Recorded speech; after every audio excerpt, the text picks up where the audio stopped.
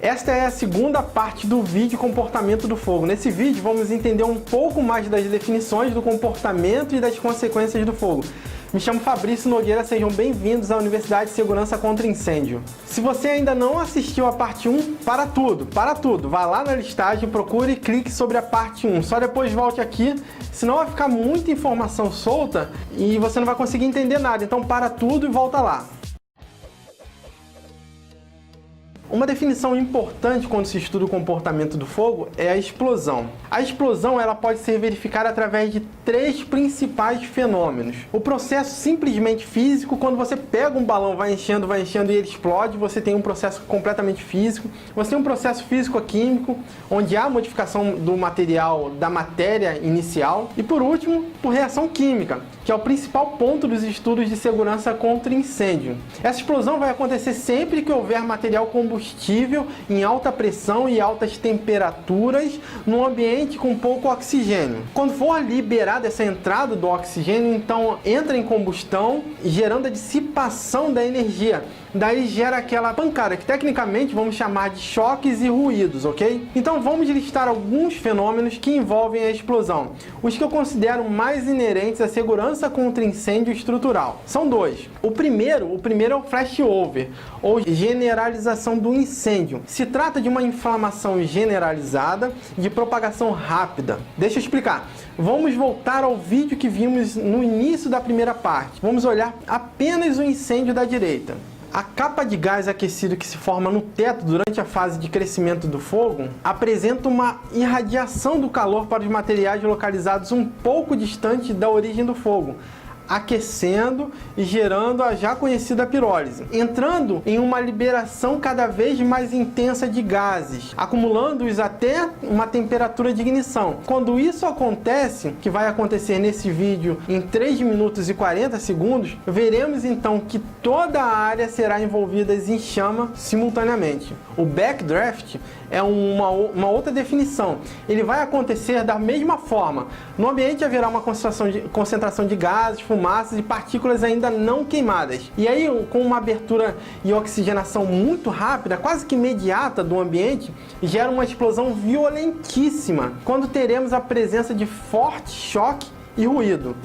Estudos da NIST têm demonstrado que o local fechado onde esteja acontecendo o incêndio, se estiver fechado, faz com que o nível de oxigênio vá diminuindo até ficar abaixo de 13%. Quando isso acontece, o fogo que está no interior daquele ambiente entra em um estado de latência. Observe que o ambiente está com baixo comburente, porém ainda contém o calor e muito combustível presente, principalmente por conta do acúmulo de substâncias inflamáveis em forma de gases e outras partículas.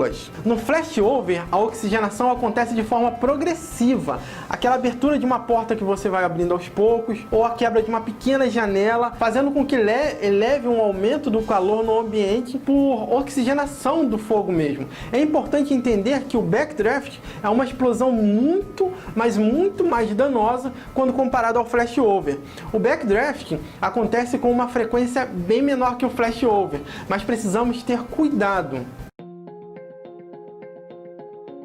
Um ponto muito importante são as temperaturas características do material combustível.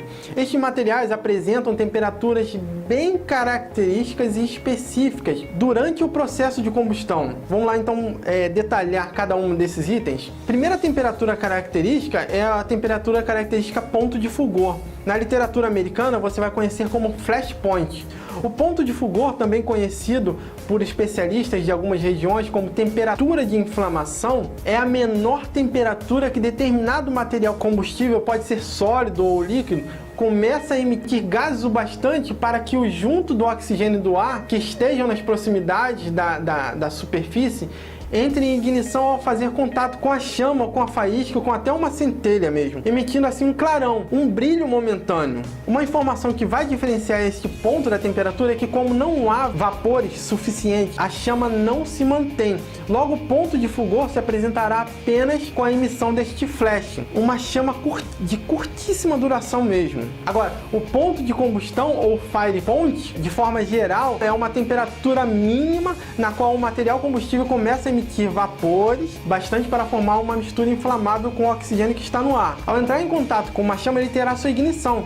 Mesmo quando retirarmos a fonte de calor, o material continua queimando. Quando falamos em ponto de combustão, ou fire point, devemos perceber que a grande diferenciação do ponto de fulgor se dá na seguinte forma. Quando temos o flash point, o ponto de fulgor, se retirarmos a fonte de calor, o fogo se apaga. Já quando alcançamos o ponto de combustão, mesmo ao retirarmos a fonte de calor, a mistura inflamável, ela continua queimando. O ponto de combustão sempre vai acontecer alguns graus acima do ponto de fulgor. Então, com o aumento dessa temperatura, se observa os flashes, o lampejo, que não se mantém. Logo depois, consegue se sustentar. No caso de líquidos, o ponto de combustão é chamado de ponto de inflamação ou temperatura de inflamação. Depende da região e formação de quem está descrevendo esses pontos no líquido. Um outro ponto é o ponto de ignição. O ponto de ignição é a temperatura de ignição. O ponto de autoignição ou autoinflamação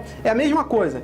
Este ponto é correspondente à temperatura mínima necessária para que um material combustível, sólido ou líquido, que ao entrar em contato com o oxigênio do ar, entra de forma espontânea em ignição, independente de qualquer fonte de calor. Um lembrete que vale se fazer é que no caso de gás, para ele entrar em autoignição, é necessário que ele esteja em uma mistura propícia com o oxigênio do ar, que ele esteja em uma proporção adequada, dentro de um limite mínimo e máximo adequado. De volta aos fundamentos, entender da propagação é muito importante para criar um raciocínio lógico, para prevenção principalmente. A propagação do fogo, ela pode acontecer por três possibilidades principais. A primeira propagação do fogo que vamos estudar é a propagação por condução. A condução é a propagação que pode acontecer por condução ou contato direto das labaredas com o combustível. Este tipo de propagação é a forma mais fácil de visualizar. Depois temos a convecção, que é a propagação que acontece por convecção do meio circulante gasoso. Então, se apresenta por fumaças, gases, vapores e o ar superaquecido produzido por fogo, que sobem e entram em contato com outras matérias inflamáveis, outros materiais inflamáveis, que vão ser aquecidos até que cheguem em seu ponto de combustão. Radiação. Esse tipo de propagação acontece por meio de ondas de calor ou raios caloríficos, gerados por um corpo aquecido, que vai irradiar em todas as direções. O material ele pode ser aquecido por radiação emitida pela fonte de calor até que entre em combustão. Isso é importante entender. Ele pode ser aquecido até um determinado ponto que ele vai alcançar essa combustão.